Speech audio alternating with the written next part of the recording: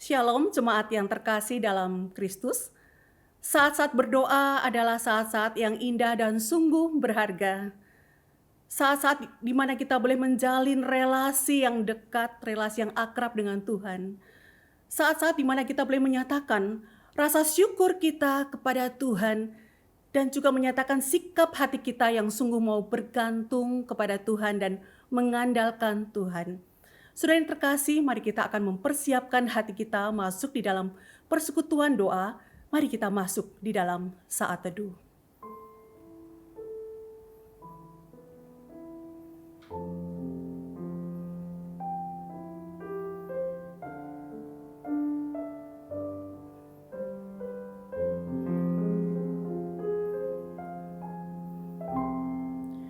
Bapa di dalam surga, kami datang di hadapan hadirat-Mu Tuhan. Kami bersyukur untuk kesempatan di mana kami boleh mengikuti persekutuan doa pada malam hari ini. Kami mohon Tuhan menyucikan kami, menguduskan kami, sehingga kami boleh layak menghampiri hadirat Tuhan. Kami mohon Allah Roh Kudus yang memimpin hati kami, menguasai hati kami, sehingga persekutuan doa kami Tuhan itu berkenan di hati Tuhan dan menyenangkan hati Tuhan. Kami bersyukur, kami berterima kasih Tuhan, Engkau hadir di tengah-tengah kami. Kami bersyukur dan berterima kasih Tuhan, Engkau Allah yang setia, yang senantiasa mendengar seru doa kami. Terima kasih Tuhan, di dalam nama Tuhan Yesus kami berdoa. Amin. Saudara yang terkasih, mari kita menaikkan pujian KPPK 77, Puji Yesus.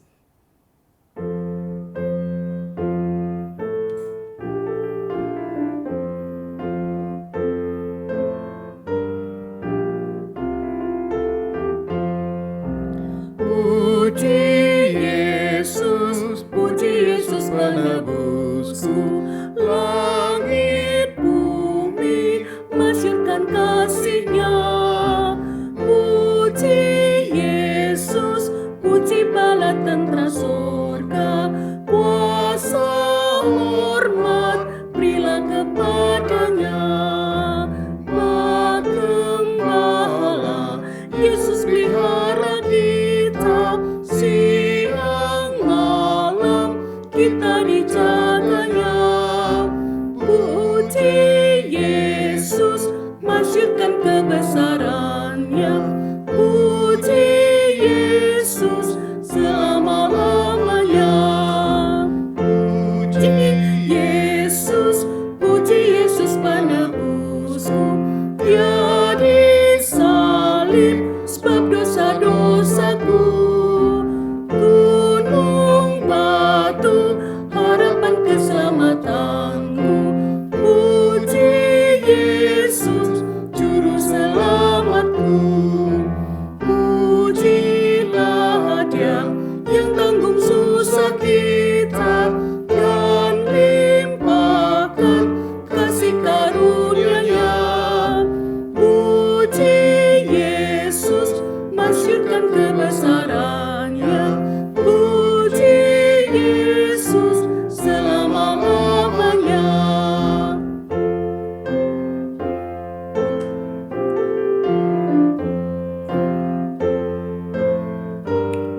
Kita menaikkan pujian ini bait yang ketiga. Puji Yesus penebusku, malak surga bersorak hosana.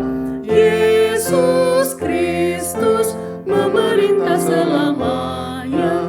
Nobatkan Dia, Nabi Imam Raja. Kristus datang dengan penuh kemenangan, kuasa mulia bagi Dia selamanya. Puji Yesus, masyurkan kebesaran-Nya. Puji Yesus selama-lamanya. Saudara yang terkasih, mari kita berdoa mengucap syukur kepada Tuhan. Kita bersyukur atas kasih setia Tuhan, pimpinan Tuhan, serta pemeliharaan Tuhan dalam kehidupan kita. Mari kita naikkan rasa syukur kita kepada Tuhan. Tuhan Bapa dalam surga, Kami bersyukur kepada Tuhan oleh sebab Tuhan adalah Bapa yang sungguh baik, Bapa yang penuh kasih setia.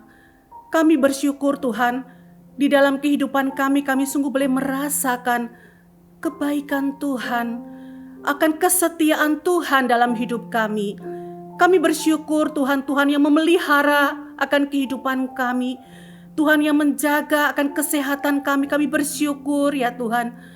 Bahkan di tengah-tengah pergumulan hidup kami ya Tuhan, kami tetap bersyukur untuk kekuatan yang Tuhan berikan bagi kami. Kami bersyukur ya Tuhan untuk damai sejahtera, sukacita yang berasal dari Tuhan yang boleh kami alami dalam hidup kami. Tuhan, terima kasih. Di dalam nama Tuhan Yesus kami berdoa, kami bersyukur. Amin.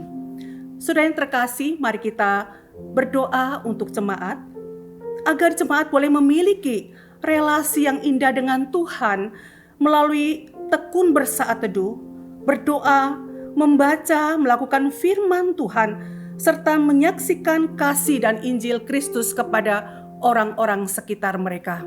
Mari kita berdoa. Tuhan Bapa di dalam surga, kami bersyukur ya Tuhan untuk adanya gerakan membaca Alkitab bagi seluruh jemaat. Kami rindu Tuhan melalui jemaat boleh membaca Alkitab secara rutin setiap hari. Itu sungguh boleh membawa jemaat boleh mengalami pertumbuhan, baik bertumbuh di dalam kasih mereka kepada Tuhan, maupun juga pengenalan mereka kepada Tuhan. Kami mohon Tuhan Allah yang melawat anggota jemaat, agar sungguh mereka boleh memiliki relasi yang dekat, relasi yang akrab dengan Tuhan. Melalui mereka tekun untuk bersaat teduh, tekun berdoa dan juga membaca firman Tuhan. Tolong ya Tuhan agar anggota jemaat sungguh-sungguh boleh menjadi pelaku-pelaku firman di dalam kehidupan mereka, sehingga kehidupan mereka boleh menjadi kesaksian bagi banyak orang. Tuhan, kami rindu banyak orang boleh mengenal akan kasih Kristus melalui kehidupan anggota jemaat. Tuhan, ini doa kami. Di dalam nama Tuhan Yesus kami berdoa. Amin. Saudara yang terkasih, mari kita menaikkan pujian PPK 156, Tuhan Pusakaku. Kita nyanyikan bait yang pertama.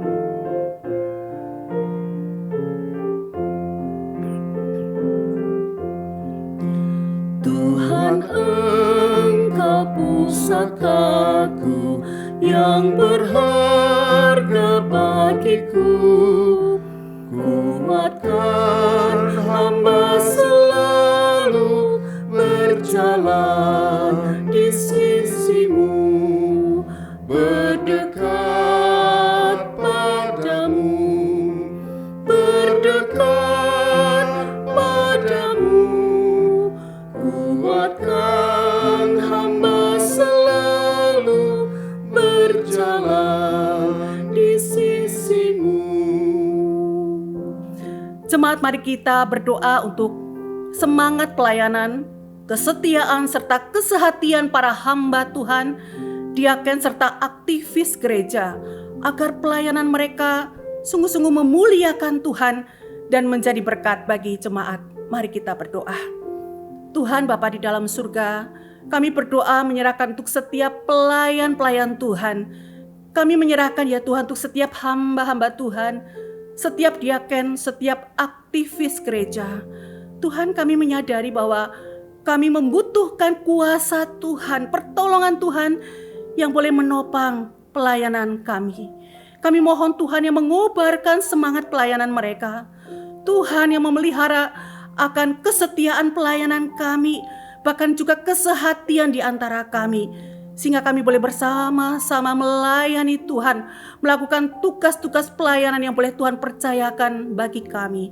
Kiranya Tuhan juga memberkati kehidupan setiap pelayan-pelayan Tuhan, memberkati usaha pekerjaan mereka, memberkati akan kehidupan keluarga mereka, sehingga kehidupan mereka sungguh boleh menjadi berkat bagi banyak orang, dan pelayanan mereka sungguh adalah pelayanan yang meninggikan, memuliakan nama Tuhan. Tuhan, ini doa kami. Di dalam nama Tuhan Yesus kami berdoa. Amin. Saudara, mari kita berdoa bagi persiapan hati jemaat untuk boleh mengikuti sakramen perjamuan kudus pada tanggal 6 Februari ini. Mari kita berdoa bagi persiapan penata layan ibadah. Mari kita berdoa. Bapa di dalam surga, kami berdoa ya Tuhan untuk persiapan hati jemaat Tuhan yang akan mengikuti sakramen perjamuan kudus pada tanggal 6 Februari ini Tuhan. Kiranya Tuhan yang menolong mempersiapkan hati kami, sehingga tatkala kami mengikuti sakramen perjamuan kudus ini ya Tuhan, sungguh kami boleh mengingat akan betapa besar kasih Tuhan Yesus bagi kami. Tuhan Yesus Kristus yang rela berkorban, mati di atas kayu salib demi kami manusia berdosa. Biarlah kami sungguh boleh mengingat akan cinta kasih Tuhan yang begitu besar bagi kami. Tuhan menolong sehingga dengan suasana yang penuh hikmat, kami boleh mengikuti akan sakramen perjamuan kudus ini ya Tuhan. Kiranya Tuhan yang campur tangan menolong untuk setiap penata layan ibadah sakramen perjamuan kudus. Tuhan, ini doa kami. Di dalam nama Tuhan Yesus kami berdoa. Amin. Saudara, mari kita menaikkan pujian PPK 156, Tuhan Pusakaku. Kita nyanyikan bait yang kedua.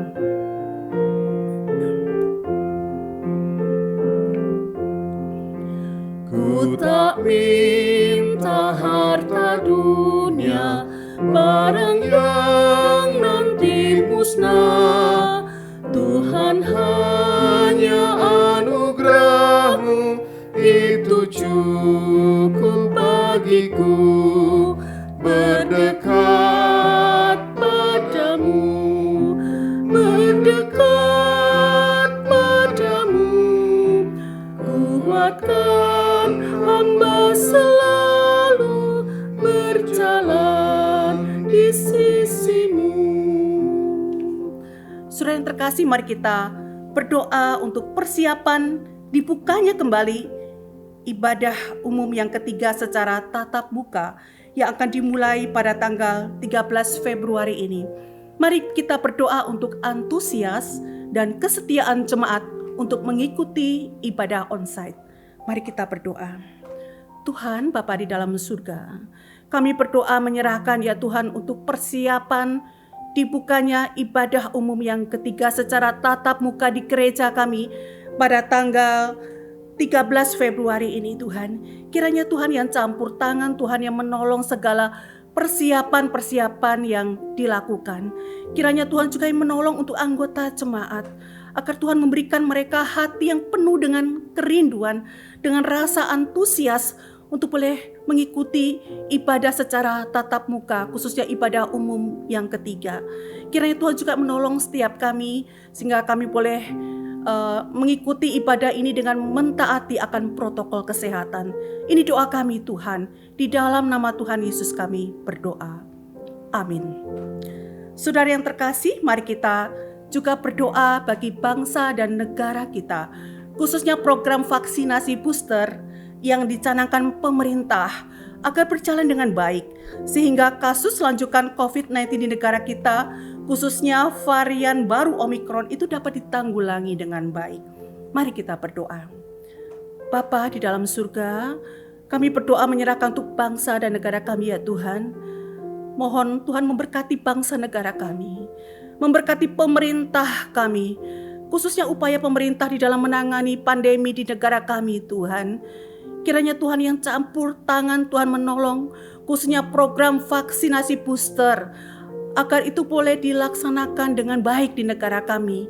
Kami mohon belas kasihan Tuhan, pertolongan Tuhan bagi negara kami, sehingga ya Tuhan lonjakan kasus COVID-19 di negara kami, khususnya varian baru Omikron itu pun boleh ditanggulangi dengan baik oleh karena pertolongan Tuhan, campur tangan Tuhan.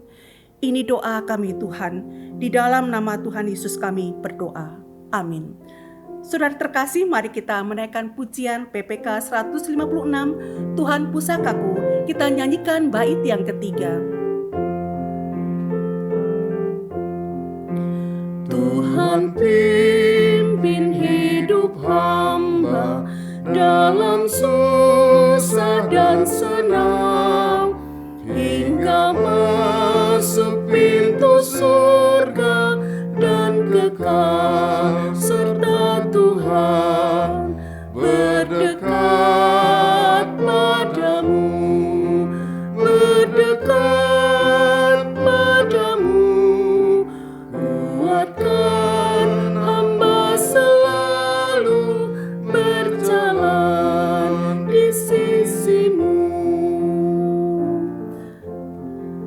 Mari kita berdoa untuk jemaat yang dalam keadaan sakit dan juga dalam masa pemulihan.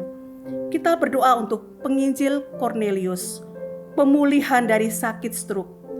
Berdoa untuk Ibu Nirwati, mertua Bapak Rudi yang mengalami kelemahan tubuh. Berdoa untuk Saudara Andi Santoso, pemulihan pasca operasi. Berdoa untuk Bapak David, pemulihan pasca operasi. Berdoa untuk Ibu Rita, Ibu mertua Diaken Erna Anita di dalam pemulihan dari sakit. Berdoa untuk Ibu Gan Siok Cheng, yaitu mama dari Ibu Megawati Louis di dalam pemulihan pasca operasi. Kita juga berdoa untuk Bapak Andreas Sim, anak dari Bapak Lukas Sim di dalam proses pengobatan di luar negeri. Saudara, kita juga berdoa untuk jemaat yang lain yang kita tahu mereka di dalam keadaan sakit maupun juga dalam masa pemulihan. Kita juga mendoakan mereka. Mari kita berdoa. Bapa di dalam surga, kami berdoa ya Tuhan, menyerahkan untuk jemaat yang dalam keadaan sakit maupun juga di dalam masa pemulihan ya Tuhan. Kami menyerahkan untuk penginjil Cornelius yang di dalam masa pemulihan dari sakit stroke ya Tuhan. Kami mohon belas kasihan Tuhan, berkenan menolong memulihkan kondisi penginjil Cornelius. Untuk fisioterapi yang sedang dilakukan, kiranya Tuhan menolong sehingga itu boleh memulihkan kondisi dari penginjil Cornelius. Untuk keluarga yang menjaga merawat, Tuhan beri kekuatan bagi mereka. Tuhan, kami berdoa juga menyerahkan untuk Ibu Nirwati, mertua Bapak Rudi yang di dalam kelemahan tubuh. Kami mohon pertolongan Tuhan, memberi kekuatan kepada hamba-Mu Ibu Nirwati. Biarlah di masa-masa usia senja hamba-Mu, Ibu Nirwati tetap merasakan akan kehadiran Tuhan, pertolongan Tuhan. Tuhan yang memberi kekuatan di tengah-tengah kelemahan tubuhnya. Tuhan, kami menyerahkan juga untuk Saudara Andi Santoso ya Tuhan, di dalam pemulihan pasca operasi. Kami mohon jamahan Tuhan boleh berkenan memulihkan kondisi dari Saudara Andi Santoso. Menyerahkan Bapak David ya Tuhan, di dalam pemulihan pasca operasi kami mohon belas kasihan Tuhan, berkenan menolong memulihkan Bapak David Santoso. Kami juga menyerahkan untuk Ibu Rita ya Tuhan, Ibu mertua dari Diaken Erna Anita di dalam pemulihan dari sakit. Kiranya Tuhan yang campur tangan, Tuhan menolong memberi kekuatan pemulihan kepada Ibu Rita. Untuk keluarga yang menjaga, yang merawat, Tuhan Kau beri kekuatan bagi mereka. Kami menyerahkan juga untuk Ibu Gan Siok Cheng, mama dari Ibu Megawati Louis ya Tuhan, yang di dalam masa pemulihan pasca operasi di bagian lutut. Kami mohon Tuhan, belas kasihan Tuhan melawat, memberikan pemulihan kepada Ibu Gan Siok Cheng. Untuk keluarga yang merawat, menjaga, Tuhan beri kekuatan bagi mereka. Kami menyerahkan juga untuk Bapak Andreas Sim ya Tuhan, anak dari Bapak Lukas Sim yang melakukan pengobatan di luar negeri. Kiranya Tuhan yang campur tangan, Tuhan yang memimpin di dalam pengobatan di luar negeri, sehingga hamba-Mu Bapak Andreas Sim boleh mengalami pemulihan ya Tuhan. Kami juga berdoa ya Tuhan, menyerahkan untuk jemaat yang lain yang dalam keadaan sakit ya Tuhan. Kami mengingat ya Tuhan untuk kedua anak dari Bapak Hendra dan Ibu Diana yang mengalami sakit demam berdarah ya Tuhan, yang dirawat di rumah sakit. Kami mohon Tuhan, belas kasihan Tuhan melawat, menyembuhkan, memulihkan kedua anak dari Bapak Hendra dan Ibu Diana. Tuhan, ini doa kami. Di dalam nama Tuhan Yesus kami berdoa. Amin. Saudara yang terkasih, selama beberapa waktu mari kita masuk di dalam doa pribadi. Mari kita menyampaikan kepada Tuhan apa yang menjadi pergumulan pribadi kita. Kita yakin dan percaya bahwa Tuhan mendengar akan seru doa kita.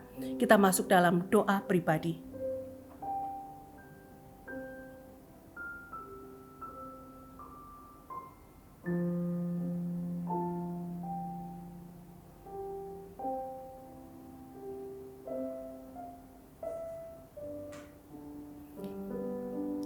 Tuhan, ini seru doa kami kepada Tuhan.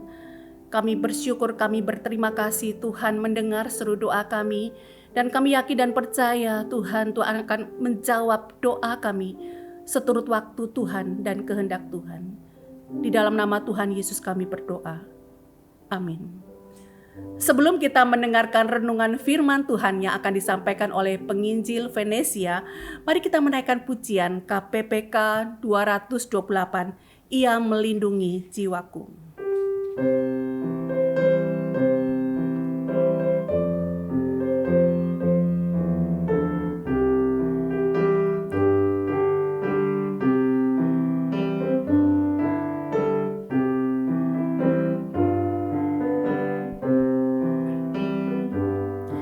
Yesus Kristus Juru Selamat yang ajaib, dan Tuhan sungguh milikku. Ia genggamku dalam tangan yang teguh, dan bawa ke sungai teduh. Ia menggenggamku dalam tangan teguh, ku rasa aman dan tentram. Dengan kasih-Nya segarkan jiwaku, Ia bimbingku sepanjang hidup. Ia bimbingku sepanjang hidup. Yesus Kristus Juru Selamat yang ajaib, Ia menanggung semua bebanku. Ia menopang sehingga ku tak goyah, dan berikanku kekuatannya. Ia menggenggamku dalam tangan teguh, ku rasa aman dan tentram. Dengan kasih-Nya segarkan jiwaku, Ia bimbingku sepanjang hidup. Ia bimbingku sepanjang hidup.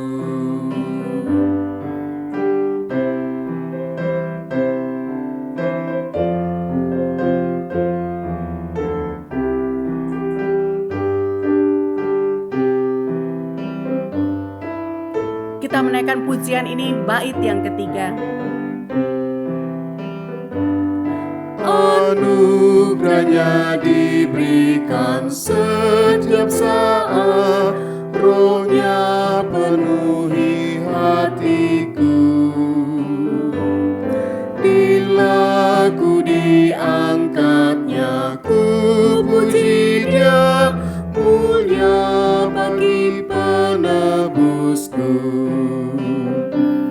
Ia menggenggamku dalam tangan teguh, ku rasa aman dan tentram. Dengan kasih-Nya segarkan jiwaku, Ia bimbingku sepanjang hidup. Ia bimbingku sepanjang hidup. Saya persilakan penginjil Venesia untuk menyampaikan firman Tuhan. Shalom Bapak Ibu Saudara yang terkasih di dalam Tuhan Yesus Kristus. Kita bersyukur pada malam hari ini diberikan kesempatan sekali lagi untuk duduk diam mendengarkan firman Tuhan. Bapak Ibu Saudara, ketika firman Tuhan diberitakan, ini adalah momen di mana Tuhan mau berbicara kepada setiap kita. Dan ada Roh Kudus yang berkuasa menerjemahkan firman Tuhan ke dalam konteks kehidupan sehari-hari dan pergumulan yang kita hadapi. Untuk itu, mari kita membuka mata kita untuk melihat kebenaran Tuhan dan membuka telinga kita untuk mendengarkan suara Tuhan. Kita berdoa. Bapa di surga, selidikilah hati kami dan ujilah pikiran-pikiran kami. Apakah kami seperti Maria yang duduk diam di kaki Yesus dan mendengarkan perkataan-Mu? Ataukah kami seperti Marta yang terlalu sibuk bekerja dan beraktivitas sampai kesibukan itu menghalangi kami untuk mendengarkan suara-Mu? Tuhan, tolonglah kami supaya kami dapat mendengarkan suara-Mu melalui firman Tuhan yang akan kami dengarkan saat ini. Mohon Allah Roh Kudus menuntun pemberitaan firman Tuhan ini dan menolong kami untuk memahami, merenungkan, bahkan melakukan kebenaran-kebenaran-Mu dalam hidup kami.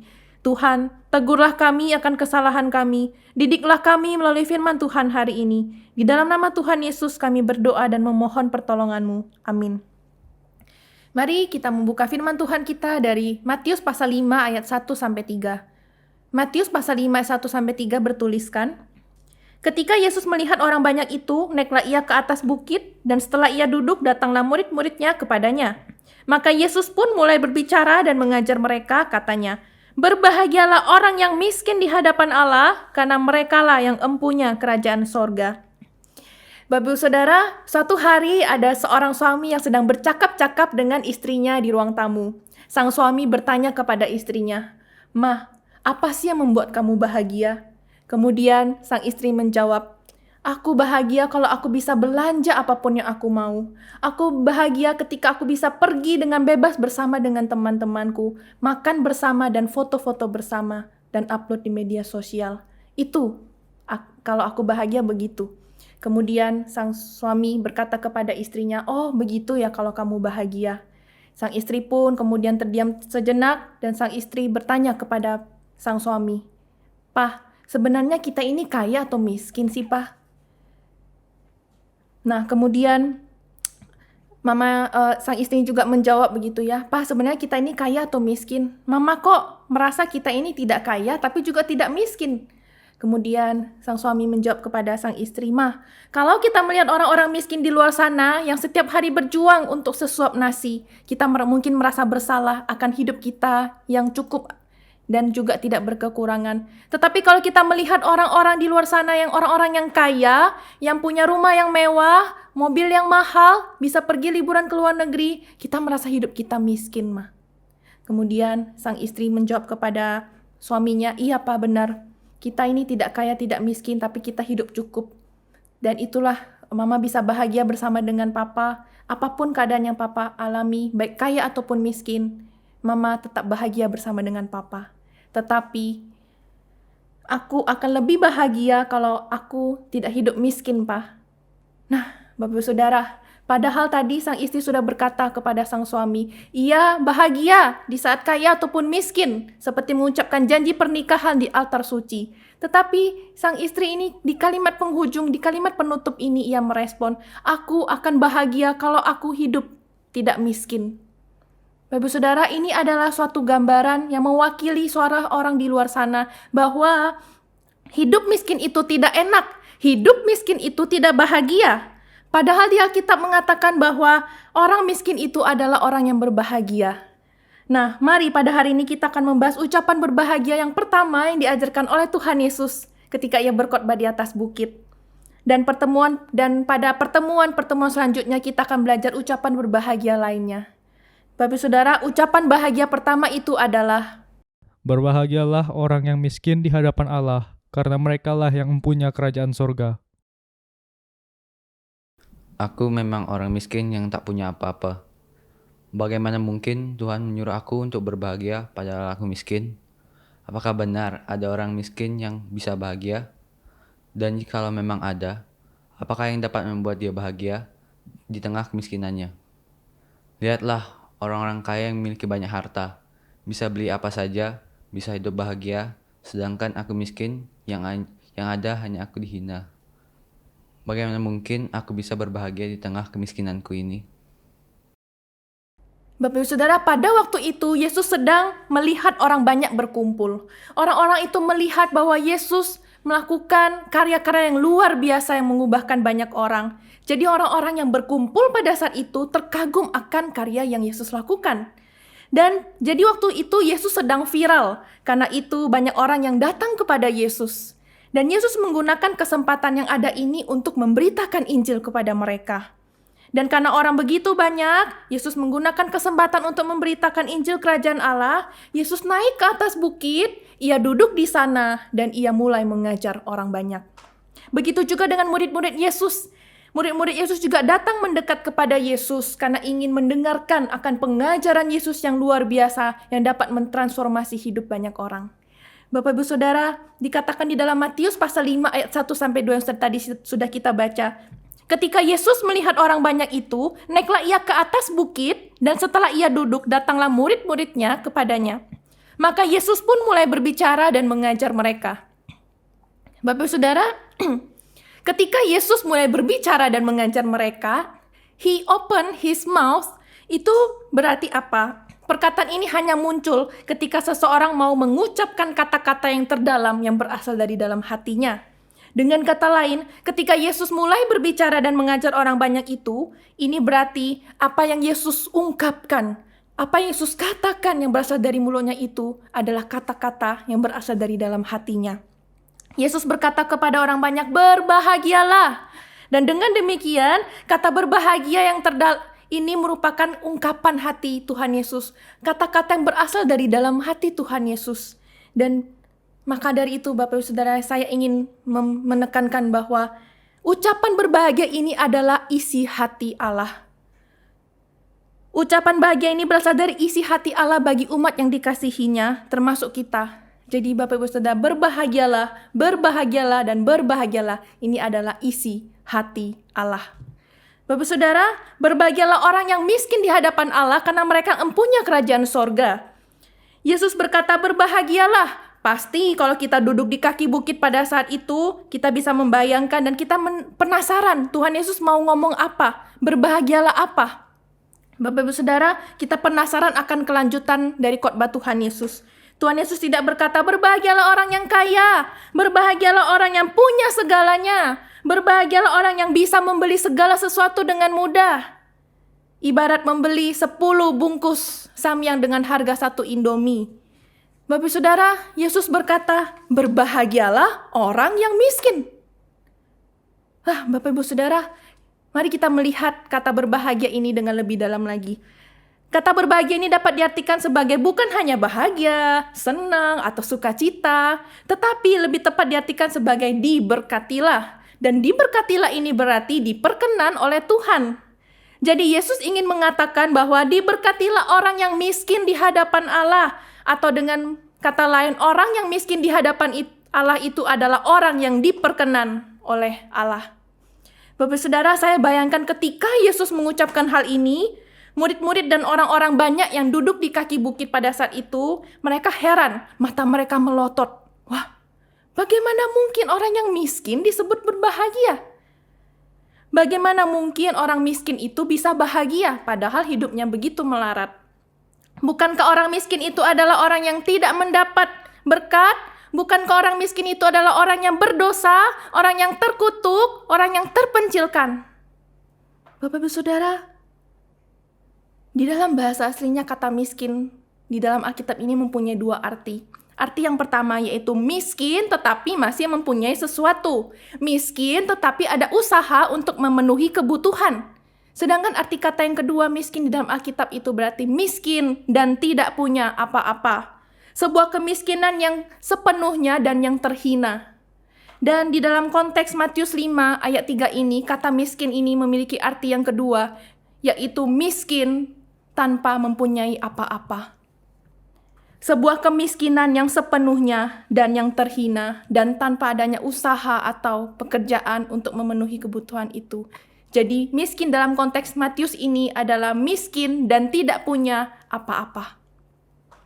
Bapak Saudara, Yesus berkata berbahagialah orang yang miskin. Namun tidak berhenti sampai di sini saja. Yesus melanjutkan khotbahnya, berbahagialah orang yang miskin di hadapan Allah. Tentu miskin di sini bukan miskin secara materi, tetapi miskin secara rohani. Orang yang benar-benar merasa dirinya melarat di hadapan Allah. Orang yang benar-benar merasanya dirinya tidak layak di hadapan Allah.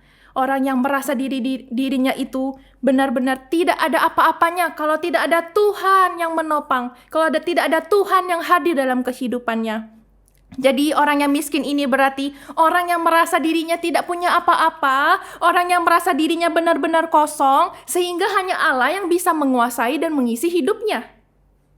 Miskin di hadapan Allah berarti kita sadar bahwa diri kita sendiri itu tidak layak sama sekali di hadapan Allah. Dan kita butuh anugerah Allah.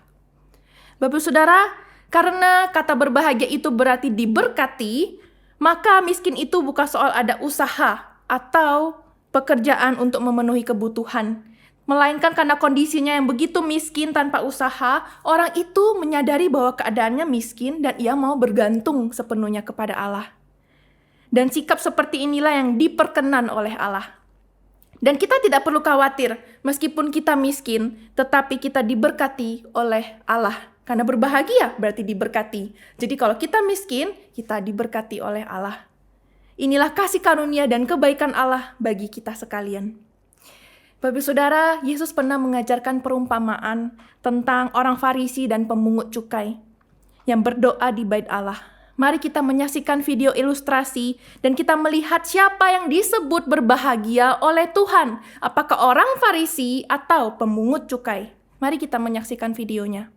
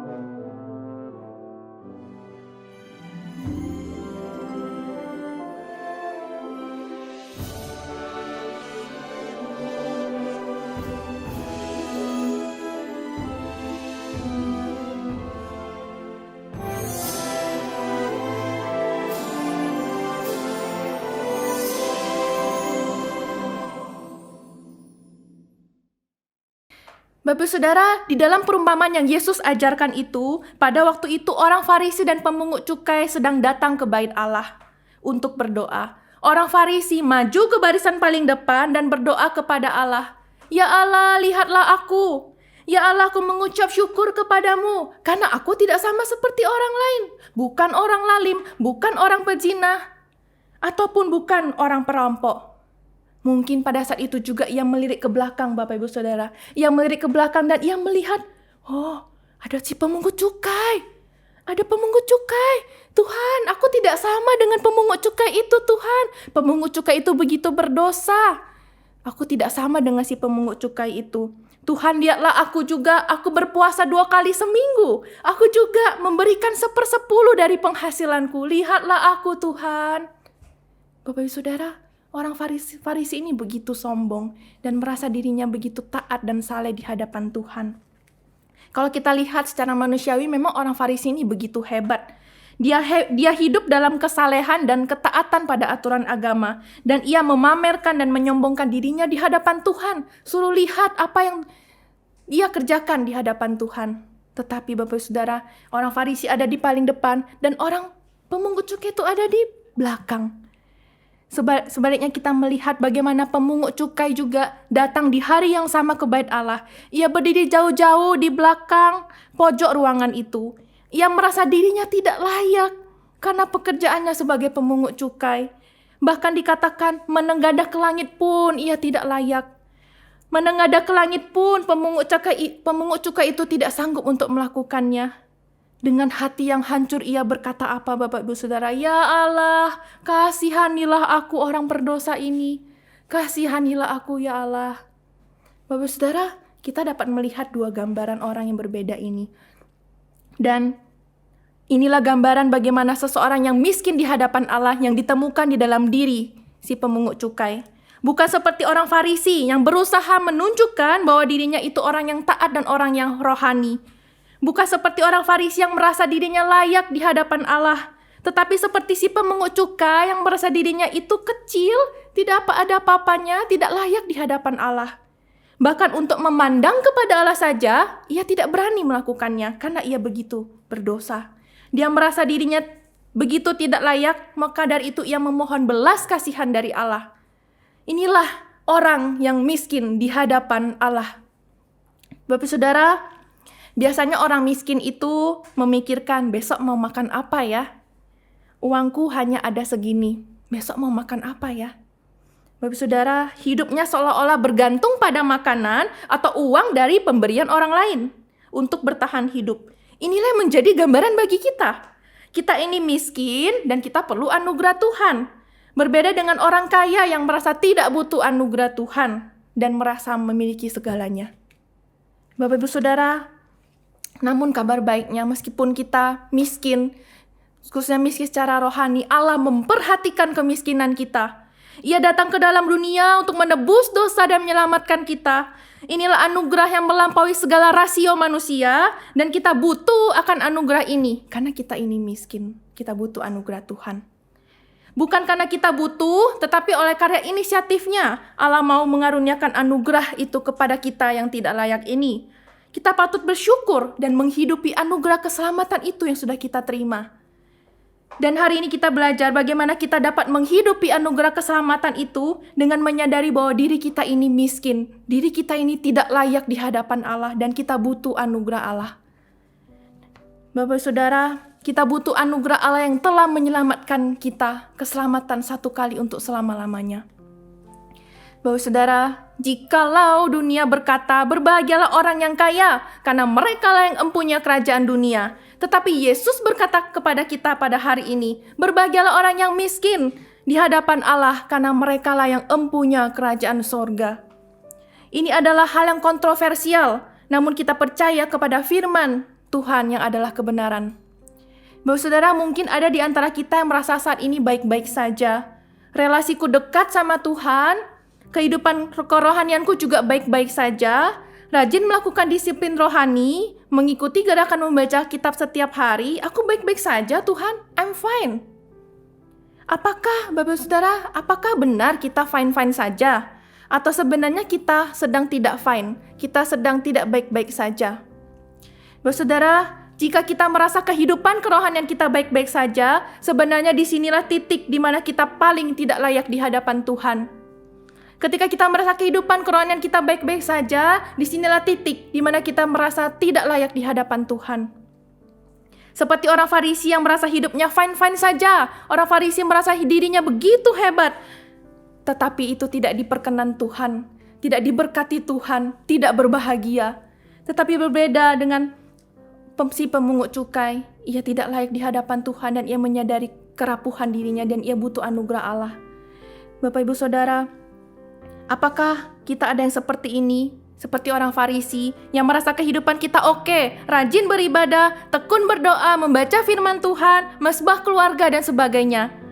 Di balik ini semua, yang Tuhan cari dan berkenan adalah sikap kita yang bergantung sepenuhnya kepada Dia. Bergantung secara totalitas, tidak setengah-setengah Bapak Ibu Saudara. Karena kita butuh anugerah Tuhan di tengah kemiskinan kita. Bapak Ibu Saudara, saya pernah sampai satu titik di mana saya merasa kehidupan kerohanian saya baik-baik saja. Saya masuk di seminari Alkitab Asia Tenggara tahun 2015. Di sana dididik, saya masuk ke asrama, dan ada disiplin-disiplin, aturan-aturan yang begitu ketat yang harus saya jalankan selama kurang lebih 5 tahun di sana. Dan setiap pagi, kami bangun jam 5 pagi, kami kerja bakti, membersihkan ruangan-ruangan yang mahasiswa pakai, termasuk di asrama. Dan setelah kerja bakti, kami diizinkan untuk bersih-bersih, siap-siap untuk perkuliahan. Dan pada jam 6.15 itulah jam saat teduh. Selama 40 menit mahasiswa diwajibkan untuk saat teduh dari jam 6.15 sampai 40 menit ke depan. Dan Saya awalnya begitu gembira ya Bapak Ibu Saudara. Saya senang melakukannya saat teduh, baca firman, menjalin relasi yang dekat sama Tuhan. Tetapi sering berjalannya waktu di tengah-tengah, saya merasa bahwa hidup saya fine-fine saja. Dan saya merasa bahwa ya kehidupan kerohanian saya baik. Ketika saat teduh pun saya juga merasa saya begitu baik.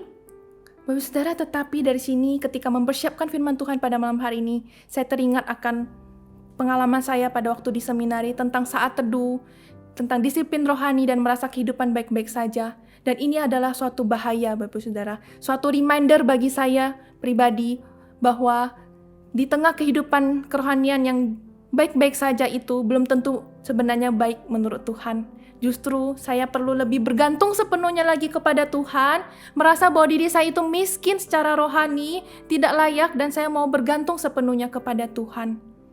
Bapak Ibu Saudara, inilah yang diperkenankan Tuhan dan yang dicari Tuhan, bahwa sikap kita yang bergantung sepenuhnya kepada Dia. Bapak Saudara, inilah isi hati Yesus yang kita renungkan pada malam hari ini. Yesus ingin kita sehati dengan Dia. Orang yang disebut berbahagia adalah orang yang miskin di hadapan Allah. Di tengah kemiskinan, kita mau bergantung kepada Allah secara penuh. Izinkan Allah yang menggores tinta kehidupan di atas kertas kehidupan kita, Bapak Ibu Saudara. Izinkan Allah yang menggores tinta di atas kertas kehidupan kita di sepanjang tahun ini, bahkan seumur hidup kita. Dan bagian kita adalah memiliki sikap yang bergantung sepenuhnya kepada Allah. Bahkan seumur hidup kita tidak mengandalkan diri kita sendiri. Sehingga kita diingatkan juga kembali bahwa kita perlu memiliki sikap yang bergantung kepada Allah apapun yang akan terjadi ke depannya. Karena hidup ini adalah tentang Tuhan, bukan tentang kita. It's not about our story, but His story. Mari kita berdoa Bapak Ibu Saudara. Bapa di surga, kami bersyukur pada malam hari ini kami diingatkan kembali bagaimana kami yang adalah miskin secara rohani di hadapan Allah. Kami butuh anugerah Allah itu. Dan firman Tuhan mengingatkan kami bahwa kami perlu bergantung sepenuhnya kepada Allah. Dan kami mau melakukannya ya Tuhan di sepanjang hidup kami. Kiranya Roh Kudus yang boleh menolong dan memampukan kami. Kami tidak mau seperti orang Farisi yang berkata bahwa kehidupan rohanian kami baik-baik saja. I'm fine. Dan sebagainya. Tuhan kiranya boleh memampukan kami ya Tuhan bahwa kami mau menyadari bahwa diri kami begitu miskin sehingga kami membutuhkan Tuhan untuk terus berintervensi dan turut campur tangan di dalam segala hal yang kami alami di hidup ini. Kiranya Tuhan, kami mau melakukan firman Tuhan hari ini, kami mau terus bergantung sepenuhnya kepada Tuhan, mengandalkan Tuhan di dalam setiap pergumulan yang kami hadapi, tidak mengandalkan kekuatan kami. Dan kami percaya ya Tuhan, orang yang miskin adalah orang yang berbahagia di hadapan Tuhan. Kami yang miskin ini adalah kami yang berbahagia karena kami diberkati dan diperkenan oleh Tuhan. Terima kasih ya Tuhan, ini doa kami. Di dalam nama Tuhan Yesus kami berdoa, bersyukur dan memohon pertolongan-Mu. Amin. Demikian persekutuan doa kita pada hari ini. Kiranya kita boleh melakukan firman Tuhan yang boleh kita dengarkan. Tuhan Yesus memberkati.